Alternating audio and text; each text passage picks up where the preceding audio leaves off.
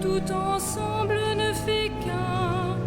C'est là que montent les tribus du Seigneur, là qu'Israël doit rendre grâce au nom du Seigneur.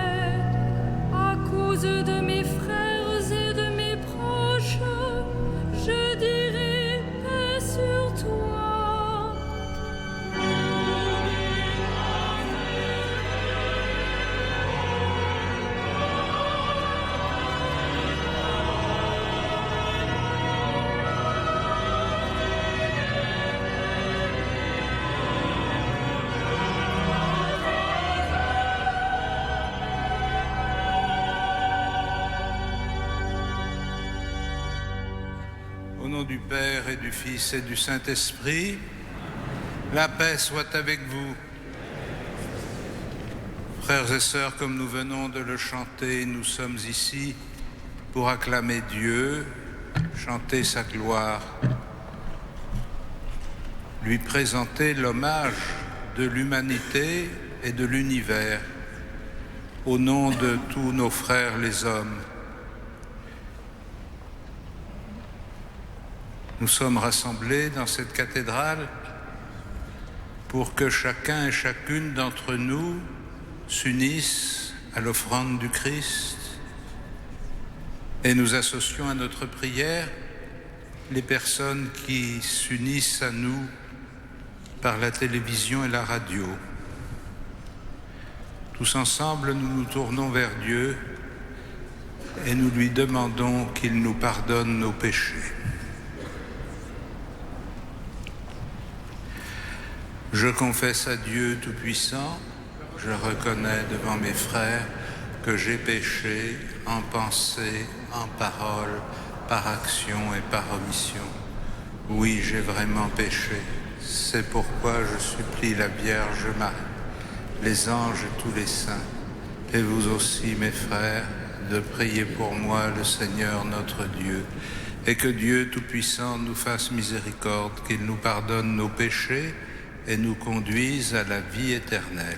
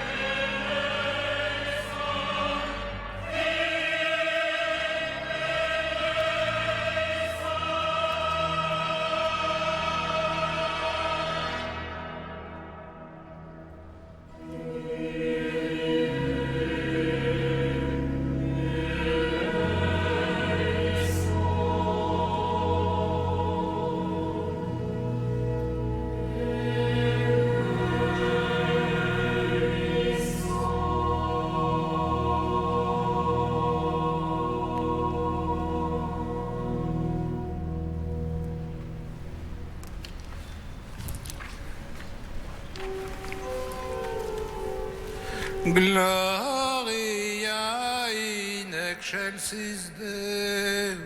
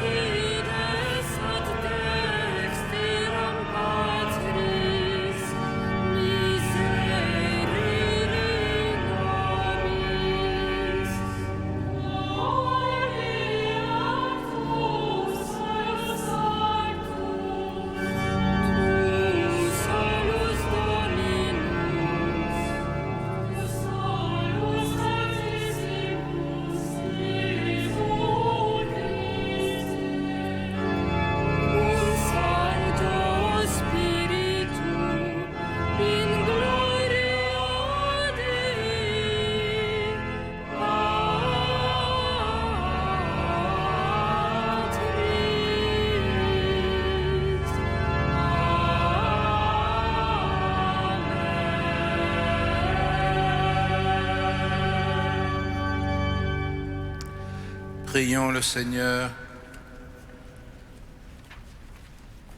Seigneur, dans ton amour inlassable, veille sur ta famille. Et puisque ta grâce est notre unique espoir, garde-nous sous ta constante protection, par Jésus-Christ, ton Fils, notre Seigneur et notre Dieu, qui vit et règne avec toi dans l'unité du Saint-Esprit, maintenant et pour les siècles des siècles.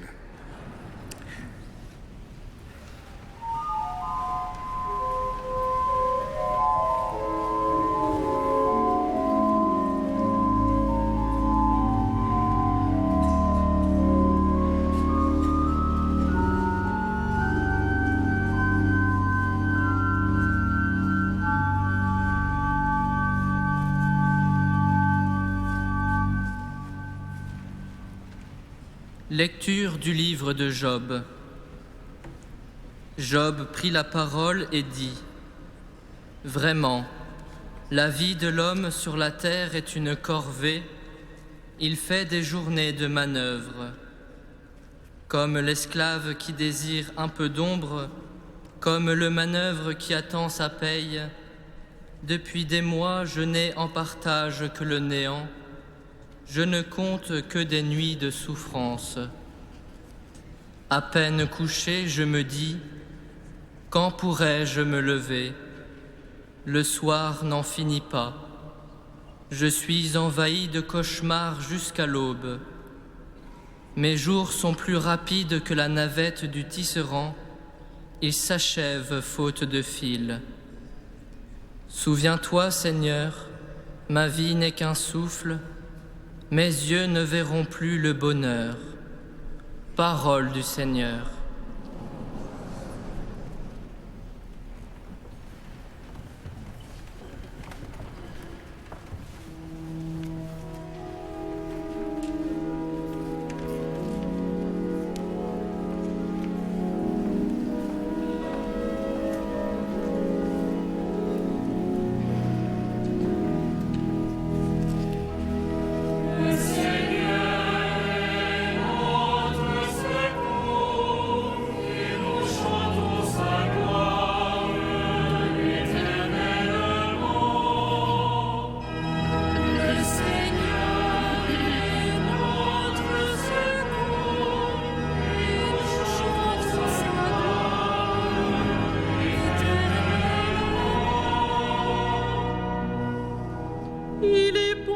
de fêter notre Dieu.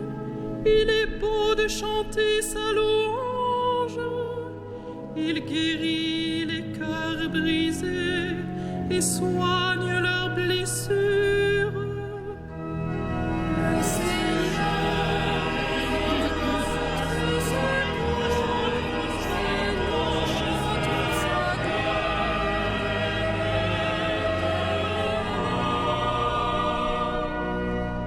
Il compte le nombre des étoiles. Il donne à chacune un nom. Il est grand, il est fort, notre maître. Nul n'a mesuré son intelligence. Le Seigneur est notre secours, et nous chantons sa gloire.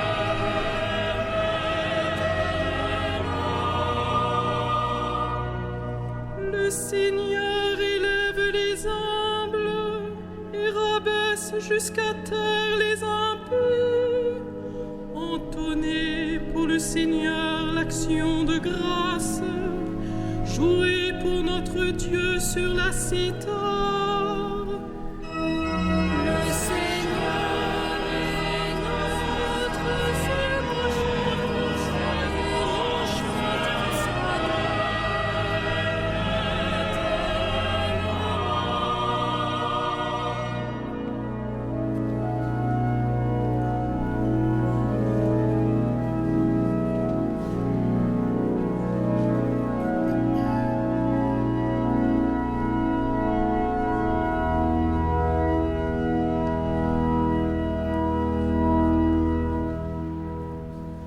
Lecture de la première lettre de saint Paul apôtre aux Corinthiens. Frères, annoncer l'Évangile, ce n'est pas là pour moi un motif de fierté. C'est une nécessité qui s'impose à moi.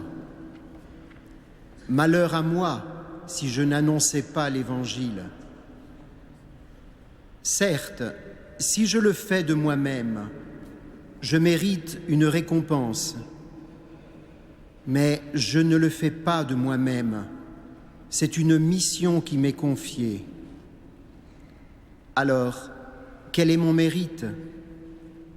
C'est d'annoncer l'Évangile sans rechercher aucun avantage matériel et sans faire valoir mes droits de prédicateur de l'Évangile.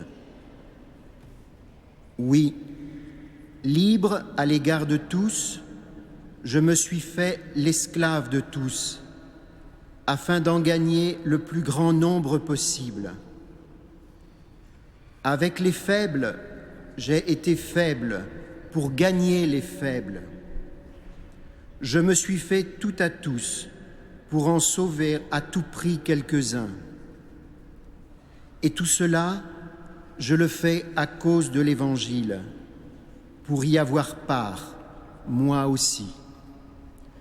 Parole du Seigneur.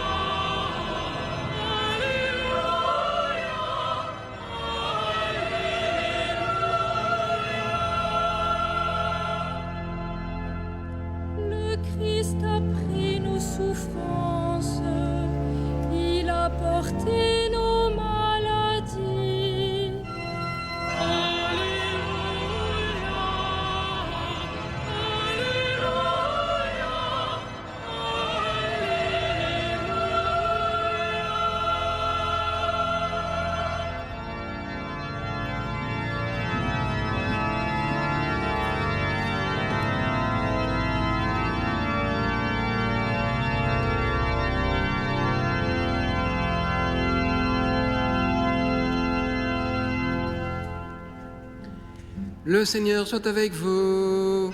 Et avec votre esprit. Évangile de Jésus-Christ selon saint Marc. Gloire à toi, Seigneur.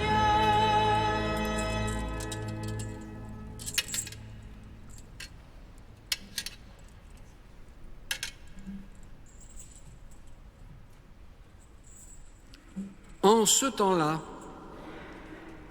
aussitôt sorti de la synagogue de Capharnaüm, Jésus et ses disciples allèrent avec Jacques et Jean dans la maison de Simon et d'André. Or, la belle-mère de Simon était au lit. Elle avait de la fièvre. Aussitôt, on parla à Jésus de la malade. Jésus s'approcha, la saisit par la main et la fit lever. La fièvre la quitta et elle les servait. Le soir venu, après le coucher du soleil, on lui amenait tous ceux qui étaient atteints d'un mal ou possédés par des démons. La ville entière se pressait à la porte.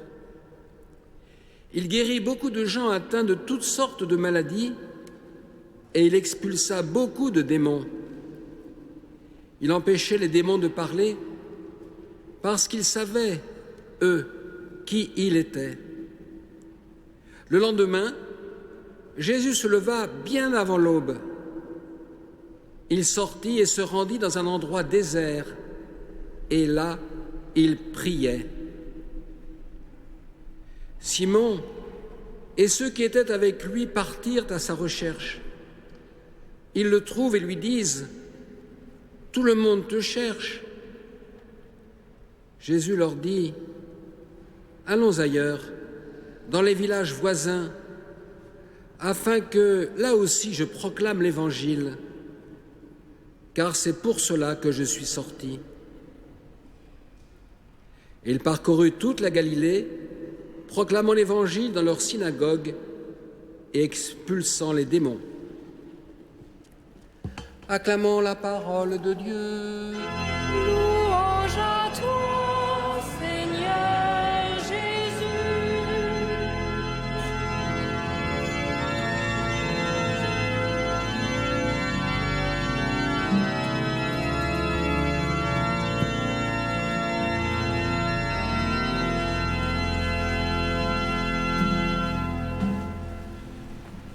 Frères et sœurs,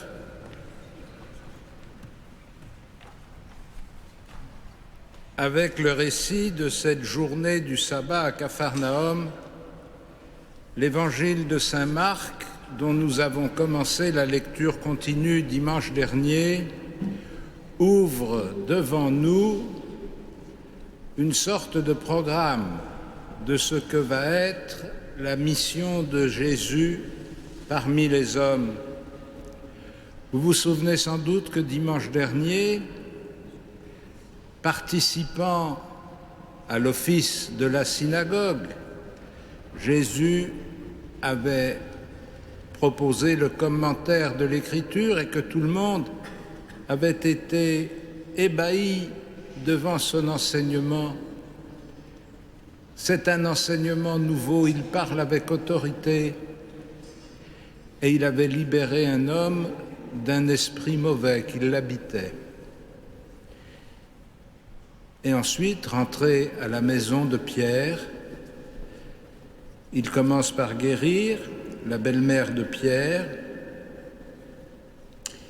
et sans doute la nouvelle s'est-elle répandue, puisque dès la fin du sabbat, le soir venu, après le coucher du soleil, à partir du moment où il était permis de porter quelqu'un, on lui amène tous ceux qui étaient atteints d'un mal, possédés par des démons, si bien que la ville entière se pressait autour de la maison de Pierre. Évidemment, pour nous autres Parisiens, il faut sans doute ajuster notre représentation de la ville de Capharnaüm. Ça n'était pas Mexico, ça n'était pas Chicago, ça n'était même pas Paris. c'était une bourgade de quelques centaines d'habitants. Mais toute la ville, ça veut dire tout le monde est venu pour lui demander qu'il guérisse les malades. Et après avoir présenté, dimanche dernier, le prophète qui s'était levé au milieu de son peuple pour l'enseigner avec autorité, l'évangile de Marc nous présente aujourd'hui celui qui va apporter le soulagement et la guérison à ce peuple. Et nous comprenons que la liturgie est mise en ouverture de cette présentation, la lecture du livre de Job, qui exprime avec tant d'acuité et de justesse l'expérience de la misère humaine. Vraiment, la vie de l'homme sur la terre est une corvée. Il fait des journées de manœuvre. Comme le manœuvre, il attend sa paye. Depuis des mois, je n'ai en partage que le néant. Je ne compte que des nuits de souffrance. Nous comprenons comment cette parole rejoint avec beaucoup de force, sinon des situations objectivement dramatiques, du moins des situations que nous vivons comme lourdes à porter. Et nous comprenons bien la parole de Job, la vie de l'homme sur la terre est une corvée. Nous comprenons bien que beaucoup d'hommes et de femmes à travers le monde, sans doute plus encore que dans notre pays, si difficiles que soient les temps, nous comprenons que pour beaucoup d'hommes et de femmes, la vie sur cette terre soit vraiment quelque chose de lourd et de difficile à porter. Et nous comprenons que cette misère, cette souffrance, que tous doivent supporter d'une manière ou d'une autre, fait aspirer à la délivrance. Qui va nous délivrer de ce joug qui pèse sur nos épaules? Et c'est en vis-à-vis de cette expérience de la dureté et de la souffrance de la vie humaine que l'Évangile nous présente la figure de Jésus qui guérit, qui sauve, qui libère. Il va être le libérateur d'Israël, il va être le sauveur. Ils ne savent pas encore jusqu'à quel point l'action de salut du Christ va toucher l'humanité, mais du moins ils espèrent qu'elle va toucher leur existence. Et c'est pourquoi ils sont si nombreux à se presser autour de la maison pour bénéficier de sa présence. Nous reverrons plus tard dans la lecture de l'évangile de Marc d'autres circonstances où des gens malades, possédés, dans la grande difficulté, vont essayer de s'approcher de lui. Vous vous souvenez sans doute de cette femme qui se disait « Si seulement je pouvais toucher la frange de son manteau, je serais guérie. » Et alors, pour nos 4 premiers disciples, fraîchement recrutés et embarqués dans cette aventure, ils n'ont pas encore quitté leur ville. Capharnaüm, c'est la ville de Pierre. Mais c'est le grand succès. Voilà. À peine le Christ est-il apparu, à peine a-t-il ouvert la bouche, fait quelques guérisons, que tout le monde se précipite autour de lui. Comment ne pas être un peu grisé par ce succès? Et nous voyons avec étonnement que l'Évangile nous fait tout de suite percevoir un élément de rupture. Il nous dit « Jésus se leva bien avant l'aube, il sortit de la ville, se rendit dans un endroit désert et là il priait. Là où les disciples s'attendaient à ce qu'il tire profit de cette popularité toute fraîche, peut-être pour recruter de nouveaux disciples ou en tout cas pour étoffer son équipe, lui se retire dans un endroit désert, loin de tous. Et nous verrons aussi dans l'évangile de saint Marc comment va jouer continuellement cette présence, cette immersion dans le peuple et ce retrait qui lui fait se placer ailleurs. Les disciples lui disent « Tout le monde te recherche ». Sous-entendu, quelle idée d'avoir abandonné Capharnaüm au moment où ça commençait à prendre.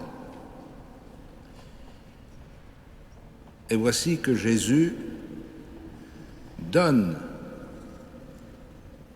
une orientation décisive pour la mission qu'il va commencer. Allons dans les villages voisins afin que là aussi je proclame l'Évangile, car c'est pour cela que je suis sorti. Évidemment, nous savons par ailleurs, pour avoir lu l'Évangile de saint Marc, que quand Jésus dit qu'il est sorti, ça veut dire qu'il est sorti du Père et qu'il est venu dans l'humanité. C'est pour ça qu'il est sorti du Père pour annoncer l'Évangile, pour proclamer l'Évangile. Mais c'est aussi pour ça qu'il sort de Capharnaüm. Il est sorti et il s'est rendu dans un endroit désert. Et nous découvrons ainsi quelque chose qui va être déterminant dans la manière de faire de Jésus, cette espèce de mouvement permanent qui le conduit ailleurs, qui le fait quitter les lieux pour aller ailleurs annoncer l'Évangile. Vous savez combien le pape François se plaît à commenter cette sortie et comment il invite l'Église elle-même à sortir de ses murs pour aller proclamer l'Évangile parmi les nations et parmi les hommes et les femmes qui nous entourent. Car il n'y a pas de mission s'il n'y a pas cette capacité de quitter ce que nous croyons avoir acquis pour aller le partager avec d'autres. Il n'est pas venu pour être le rabbin de Capharnaüm, il n'est pas venu pour être le gourou de ce petit groupe de disciples. Il n'est même pas venu pour se faire une clientèle de guéris. Il est venu pour proclamer l'Évangile et pour accroître sa liberté de proclamer l'Évangile, il faut qu'il s'affranchisse de cette contrainte où on voudrait l'enfermer. Comme saint Paul le dit aux Corinthiens, il a voulu être libre à l'égard de tous pour annoncer l'Évangile. Car c'est seulement dans cette liberté, dans ce dynamisme de la parole de Dieu, que la mission peut s'accomplir. Tout au long de l'Avent 2014, j'avais invité le diocèse de Paris à entrer dans ce mouvement de la mission, dans ce trajet qui conduit de l'intérieur de l'Église vers la rencontre des hommes et des femmes qui nous entourent. Et nous le savons, dans beaucoup de paroisses, des chrétiens ont surmonté leur appréhension, leur timidité, leur crainte pour aller porter l'Évangile, simplement comme le Christ l'a fait et comme il nous invite à le faire et comme il veut que son Église le fasse en le suivant dans sa mission. Ainsi se termine cette première journée à Capharnaüm, qui est comme le fronton de la mission que Jésus va accomplir et qui nous ouvre dès le début les grands axes de cette mission. Les temps sont accomplis, le royaume de Dieu s'est fait proche, convertissez-vous et croyez à l'Évangile. Le prophète s'est levé parmi son peuple pour annoncer la bonne nouvelle du salut. Le Sauveur s'est manifesté en délivrant l'homme de ses démons et de ses maladies. Ainsi se dessinent peu à peu les grands axes de sa mission, proclamer l'Évangile et rendre la liberté au cœur de l'homme. Amen.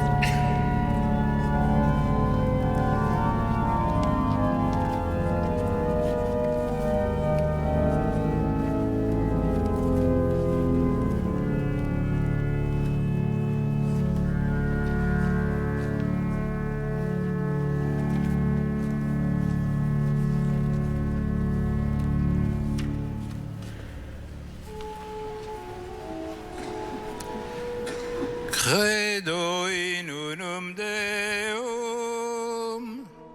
Ad omnipotentem, Factor caeli et terrae, visibilium omnium, et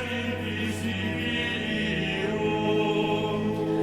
Et in unum Dominum, Iesum Christum, Filium Dei unigenitum, Et ex paternatum ante omnia saecula, Deum de Deo, lumen de lumine, Deum verum de Deo verum. genitum ad factum consubstantiare Patri, et omnia facta sunt. Qui propter nos homines, et propter nostram salutem, descendit de celis. Et incarnatus est Spiritus Sancto, ex Maria Virgine, et homo factus est. Crucifixus etiam pro nobis, sum Pontio Pilato, passus et sepultus est. Et resurrexit tertia die, secundum Scripturas, Et ascendit in caelum, sedet ad dexteram Patris. et iterum venturus est cum gloria, iudicare vivos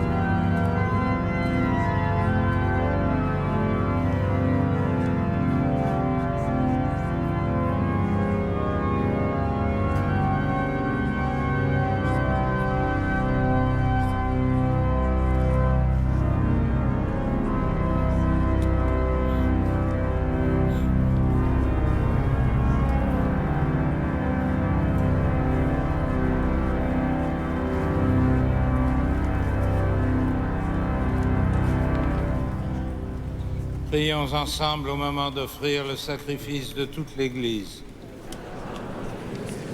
Seigneur notre Dieu, tu as voulu choisir dans ta création le pain et le vin qui refont chaque jour nos forces.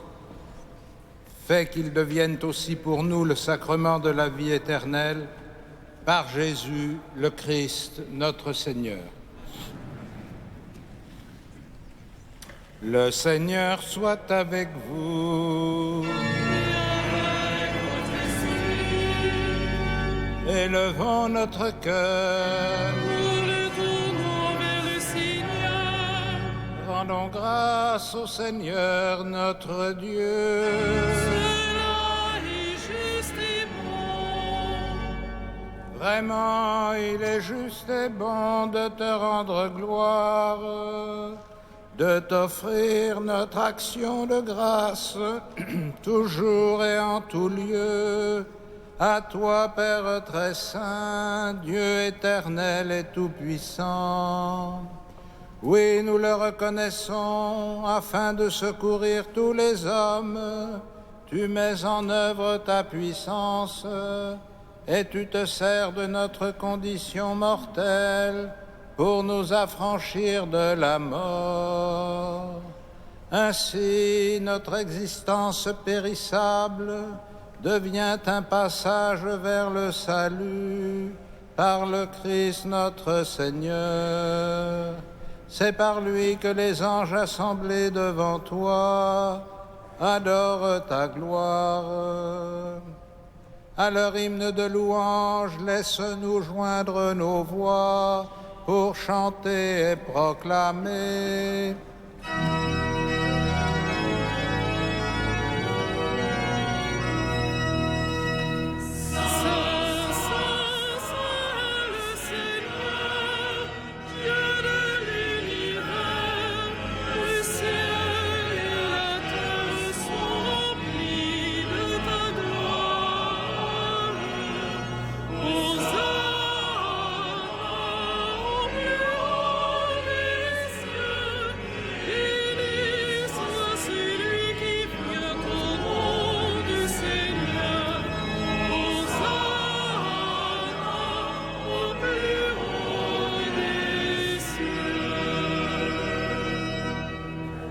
Tu es vraiment saint, Dieu de l'univers, et toute la création proclame ta louange, car c'est toi qui donnes la vie, c'est toi qui sanctifies toutes choses par ton Fils Jésus-Christ, notre Seigneur, avec la puissance de l'Esprit Saint. Et tu ne cesses de rassembler ton peuple, afin qu'il te présente partout dans le monde une offrande pure. C'est pourquoi nous voici rassemblés devant toi, et dans la communion de toute l'Église, en ce premier jour de la semaine, nous célébrons le jour où le Christ est ressuscité d'entre les morts. Par lui que tu as élevé à ta droite, Dieu Tout-Puissant, nous te supplions de consacrer toi-même les offrandes que nous apportons. Sanctifie-les par ton Esprit, pour qu'elles deviennent le corps et le sang de ton Fils, Jésus-Christ, notre Seigneur, qui nous a dit de célébrer ce mystère. La nuit même où il fut livré, il prit le pain. En te rendant grâce, il le bénit, il le rompit et le donna à ses disciples en disant « Prenez et mangez-en tous, ceci est mon corps livré pour vous. »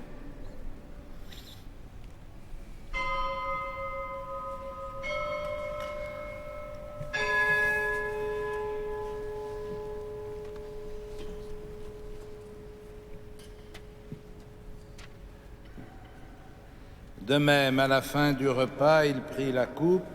En te rendant grâce, il la bénit et la donna à ses disciples en disant « Prenez et buvez-en tous, car ceci est la coupe de mon sang, le sang de l'alliance nouvelle et éternelle, qui sera versé pour vous et pour la multitude en rémission des péchés. Vous ferez cela en mémoire de moi. »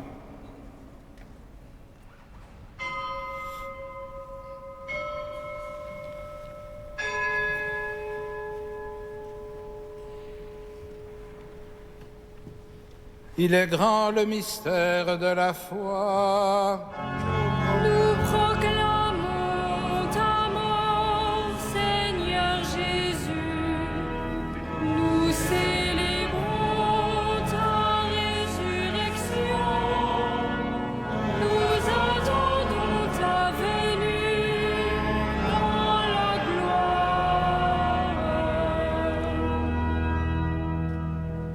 En faisant mémoire de ton Fils, de sa passion qui nous sauve, de sa glorieuse résurrection et de son ascension dans le ciel, alors que nous attendons son dernier avènement, nous présentons cette offrande vivante et sainte pour te rendre grâce. Regarde, Seigneur, le sacrifice de ton Église et daigne y reconnaître celui de ton Fils qui nous a rétablis dans ton alliance. Quand nous serons nourris de son corps et de son sang et remplis de l'Esprit Saint, accorde-nous d'être un seul corps et un seul esprit dans le Christ, et que l'Esprit Saint fasse de nous une éternelle offrande à ta gloire, pour que nous obtenions un jour les biens du monde à venir auprès de la Vierge Marie, la bienheureuse Mère de Dieu, de Saint Joseph son époux, avec les apôtres, les martyrs et tous les saints, qui ne cessent d'intercéder pour nous.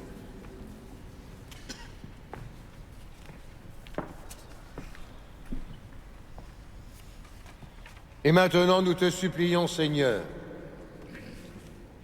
par le sacrifice qui nous réconcilie avec toi, étends au monde entier le salut et la paix. Affermis la foi et la charité de ton Église au long de son chemin sur la terre.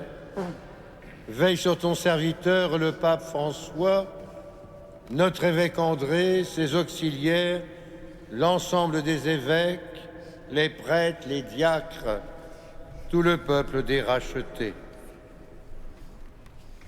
Écoute les prières de ta famille assemblée devant toi et ramène à toi, Père très aimant, tous tes enfants dispersés.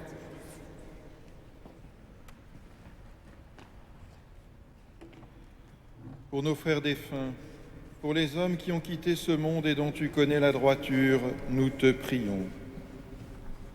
Reçois-les dans ton royaume, où nous espérons être comblés de ta gloire, tous ensemble et pour l'éternité, par le Christ notre Seigneur, par qui tu donnes au monde toute grâce et tout bien. Par lui, avec lui et en lui.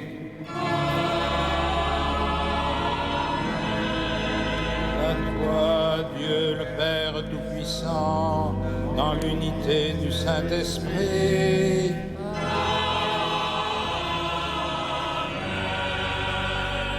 Tout honneur et toute gloire pour les siècles des siècles.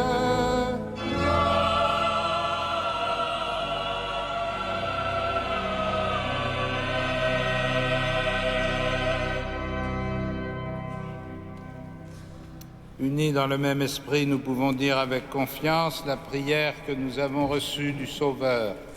Notre Père, qui es aux cieux, que ton nom soit sanctifié, que ton règne vienne, que ta volonté soit faite sur la terre comme au ciel. Donne-nous aujourd'hui notre pain de ce jour. Pardonne-nous nos offenses, comme nous pardonnons aussi à ceux qui nous ont offensés. Et ne nous soumets pas à la tentation, mais délivre-nous du mal. Délivre-nous de tout mal, Seigneur, et donne la paix à notre temps. Par ta miséricorde, rends-nous libres du péché, rends-nous forts devant les épreuves en cette vie où nous espérons le bonheur que tu promets. Par Jésus-Christ, ton Fils, par l'avènement de Jésus-Christ, ton Fils, notre Seigneur. Car c'est à toi qu'appartiennent le règne, la puissance et la gloire pour les siècles des siècles. Seigneur Jésus-Christ, tu as dit à tes apôtres, je vous laisse la paix, je vous donne ma paix. Ne regarde pas nos péchés, mais la foi de ton Église. Pour que ta volonté s'accomplisse, donne-lui toujours cette paix et conduis-la vers l'unité parfaite, toi qui règnes pour les siècles des siècles. Et que la paix du Seigneur soit toujours avec vous. Frères et sœurs, dans la charité du Christ, donnez-vous la paix.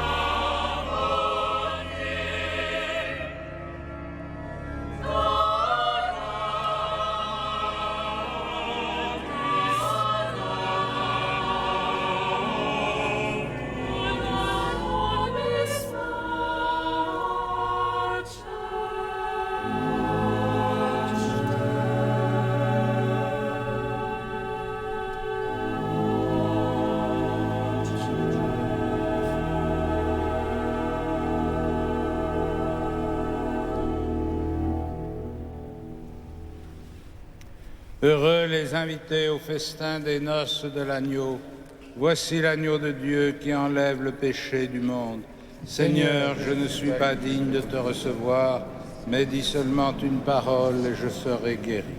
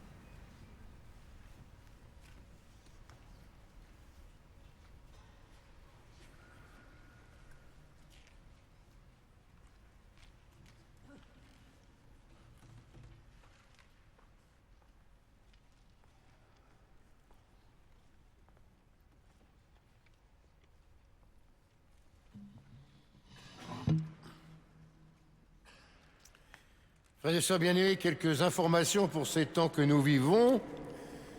Comme vous l'a déjà dit, mercredi prochain, 11 février, ce sera la fête de Notre-Dame des Lourdes et en conséquence la 23e journée mondiale des malades. Nous pourrons donc être en communion de pensée, de prière avec tous nos frères malades qui recevront le sacrement des malades pendant ces jours-ci, déjà aujourd'hui, mais aussi pendant cette semaine et ce mercredi. Mercredi suivant, 18 février, ce sera déjà le mercredi des cendres, c'est-à-dire l'entrée en carême. À Notre-Dame, vous aurez des messes à 8h, 9h, midi, 18h30 et 20h30. N'allez pas dire que la cathédrale est un musée. Donc vous aurez 5 messes à votre disposition, au cours desquelles, et à chacune, vous pourrez recevoir les cendres. Les horaires sont sur votre feuille. Vendredi 20 février à 15h, vénération de la couronne d'épines. Et samedi 21 février à 10h et à 15h, notre archevêque procédera à l'appel décisif des plus de 400 catéchumènes adultes du diocèse, parmi lesquels d'ailleurs nous aurons un jeune maîtrisien qui est actuellement en retraite à Tressin et avec qui nous sommes en communion de prière.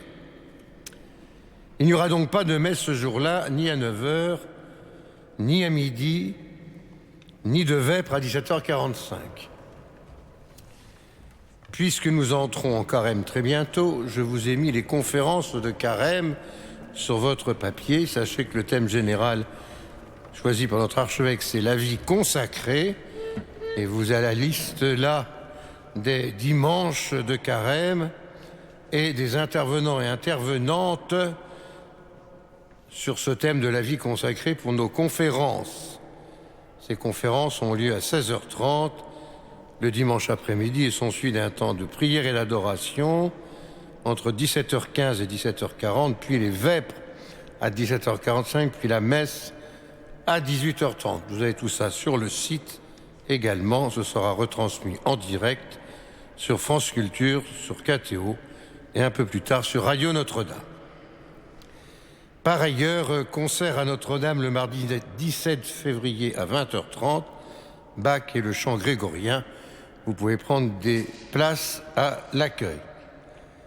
Alors, tout à fait autre chose, c'est la deuxième semaine, on va dire, de l'appel pour le denier de l'Église. Donc, je ne vais pas redétailler tous les petits camemberts que vous avez entre les mains, qui vous donnent la répartition des charges du budget de la cathédrale. Mais, pour résumer, sachez que il y a eu 455 donateurs l'année dernière, 2014, dont 137 nouveaux donateurs. Alors, je remercie tous les anciens donateurs, je félicite et remercie les nouveaux donateurs, et je suis dans l'action de grâce pour les futurs donateurs.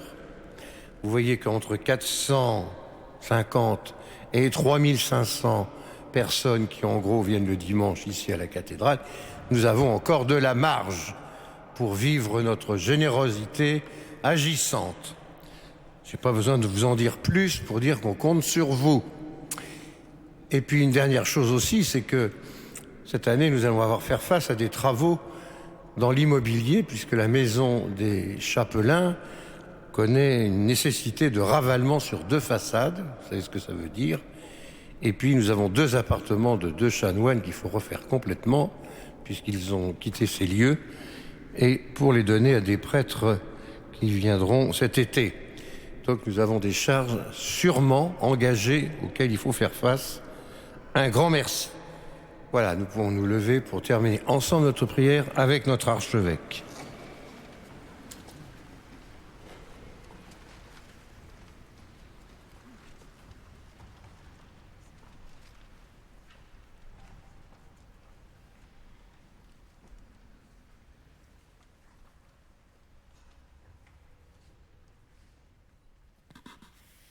Seigneur, Tu as voulu que nous partagions un même pain et que nous buvions à la même coupe.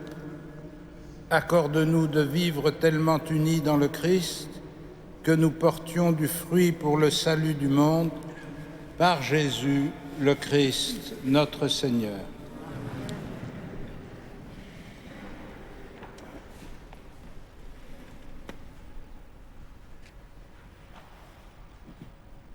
Je recommande à votre prière la réunion des cardinaux qui aura lieu à Rome jeudi et vendredi autour du pape et la célébration du consistoire pour les nouveaux cardinaux qui aura lieu samedi et dimanche prochain. Le Seigneur soit avec vous et que Dieu Tout-Puissant vous bénisse, le Père, le Fils et le Saint-Esprit. Allez dans la paix du Christ. Nous rendons grâce à Dieu. Ave Regina Caelorum.